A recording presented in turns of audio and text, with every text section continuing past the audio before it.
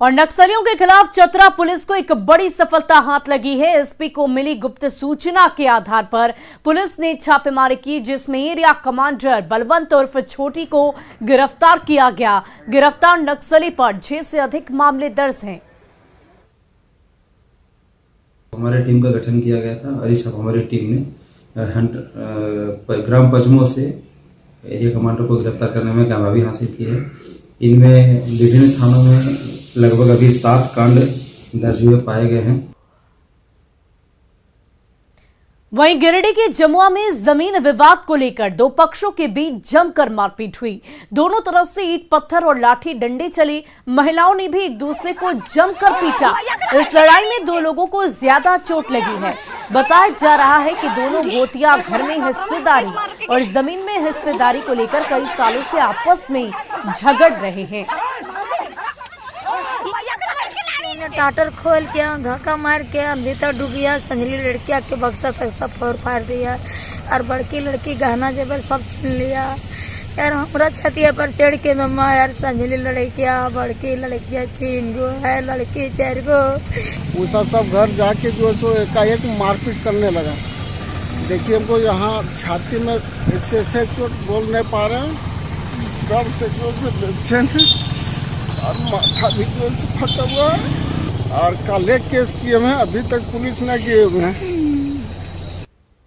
और बाबा बैजनाथ धाम में बसंत पंचमी की एक अनोखी परंपरा सदियों काल से चली आ रही है, जिसके तहत मिथिलांचल वासी बाबा बैद्यनाथ को तिलक करने के लिए भारी संख्या में यहां आते हैं। 105 किलोमीटर के पांव पैदल यात्रा कर बाबा बैद्यनाथ को जल अर्पण करते हैं और गुलाल देकर तिलक लगाते हैं। मिथिलांचल वासी के द्वारा तिलक लगाने के बाद से ही आज से ही मिथिला में पूरे 1 महीने तक लोग होली के गीत गाते हैं और होली खेलते हैं। वहीं बाबा बैद्यनाथ पर 1 महीने तक प्रातः काल की पूजा एवं श्रृंगार पूजा में अबीर गुलाल अर्पित किया जाता है। इसे भगवान शंकर पर सुबह भी और शाम भी अबीर अर्पण होता है, श्रृंगार में भी। और यह परंपरा, यह जो सिस्टम है वो फाल्गुन शुक्ल पूर्णिमा जिस दिन हरि और हर का मिलन होता है उसी दिन माने उस दिन तक अबीर चढ़ता है। ये परंपरा हजारों वर्षों से होते आ रहा है। बसंत पंचमी यानी कि आज के दिन बाबा का तिलकोत्सव है, जिसको लेकर मिथिला के श्रद्धालु पहुंचे हैं। श्रद्धालुओं से देवघर मिथिला में लग रहा है, लेकिन यहां श्रद्धालुओं के लिए कोई व्यवस्था नहीं की गई। भीषण ठंड में श्रद्धालु खुले आसमान के नीचे रहने को मजबूर हैं। मौके से ज्यादा जानकारी दे रहे हैं हमारे सहयोगी मनीष दुबे।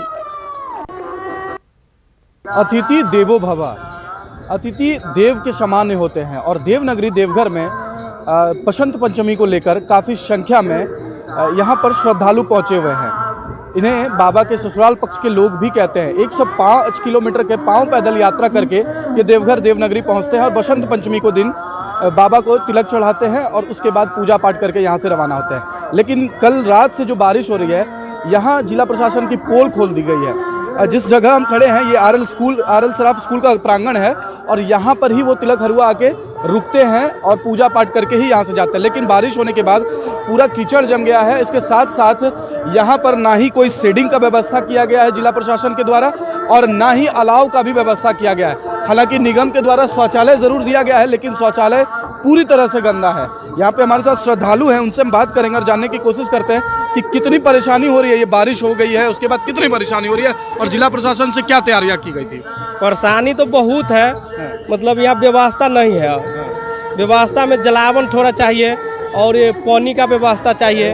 हम लोग कल रात से मतलब भीज कर यहाँ बहुत मतलब परेशान है, बारिश में बहुत भीजा है। यही बात है, प्रशासन से तो यही करना चाहिए। क्या नाम है आपका? मेरा नाम महेश पंडित हो गया। क्या दिक्कत हो रहा है बारिश होने के बाद और प्रशासन का क्या कुछ व्यवस्था है यहाँ? कुछ तो अभी नहीं है, कुछ नहीं है व्यवस्था। जलावन हो जाएगा तो सही है, जलावन हो जाएगा तो सही है, पल्ली हो जाएगा, त्रिपाल हो जाएगा तो सही है। यही सब। क्या नाम है आपका? मेरा नाम भोला ठाकुर है। तो देखिए कि देवनगरी देवघर में जिस तरह से यहाँ पे भारी मात्रा में श्रद्धालु आए हैं और अतिथि देवो भव का जो नारा होता है वो लेकिन यहाँ पे बिल्कुल भी क्या ये संदेश लेके जाएंगे ये समझ से परे है। और जिला प्रशासन की जो स्थिति यहाँ पे आप देख रहे हैं कि कुछ भी तैयारियां नहीं की गई है, ना अलाव है, ना ही इन्हें सर ढकने के लिए कोई व्यवस्था टेंट लगाया गया है।